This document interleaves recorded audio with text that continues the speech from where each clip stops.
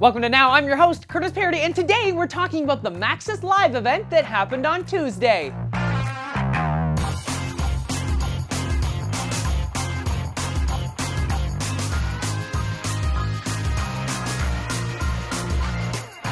Yes, that's right. Today we're talking about the big event that happened on Tuesday. And if you're wondering why we're talking about it now, well, because at the beginning of the week I was either flying to or from the Maxis live event myself. But I'll talk about that a little later. First up at the event, the Sim Gurus showed off some great new Sims 3 Seasons gameplay, and you all know how excited about that game I am. They showed off a bunch of new interactions for the fall season in the game, including a new fun feast of sorts where people from all around the town can bring fall-themed food to eat amongst friends. They also showed off a new woohoo location in the game, which just happens to be a large pile of leaves. And they ended off the presentation by showing off the much anticipated aliens. They're the fun new creature that comes along with Seasons. They have a special set of abilities that are different from regular Sims, but for those people out there wondering, you can't actually create aliens in Create-A-Sim, so you'll have to befriend one of them to get them to join your family, just like any other special creatures in the game. The one cool thing that also comes with aliens is their new UFO. This kind of acts like a car, but also allows your alien Sims or other Sims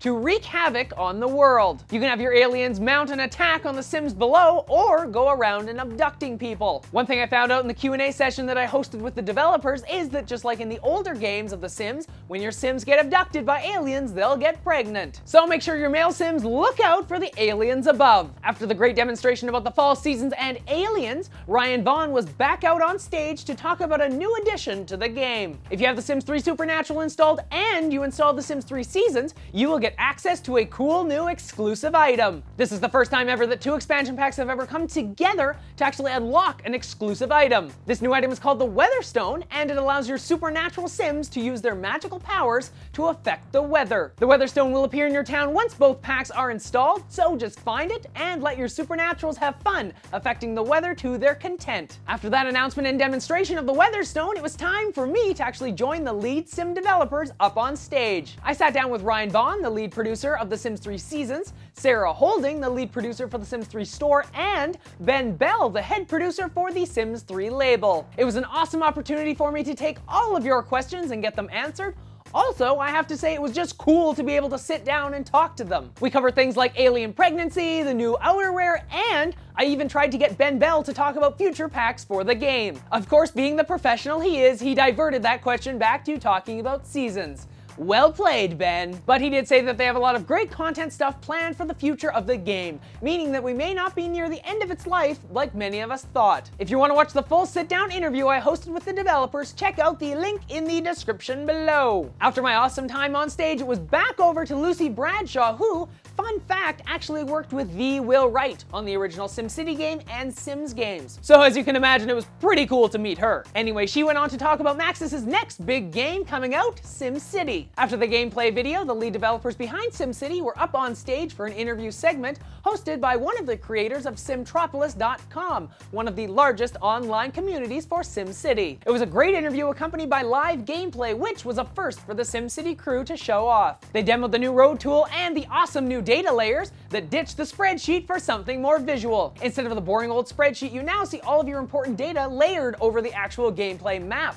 This makes it easier for you to see exactly where changes and improvements to your city need to be made. After the SimCity developer Q&A, it was time for the Sims 3 team to once again take the stage and talk about a few new items for the game, like a new town for all of us. They announced The Sims 3 Monte Vista, a new Italian-inspired town coming to the Sims 3 store. It looks like it'll be amazing for people looking to break out of the traditional American-style towns and move into something a bit more exotic.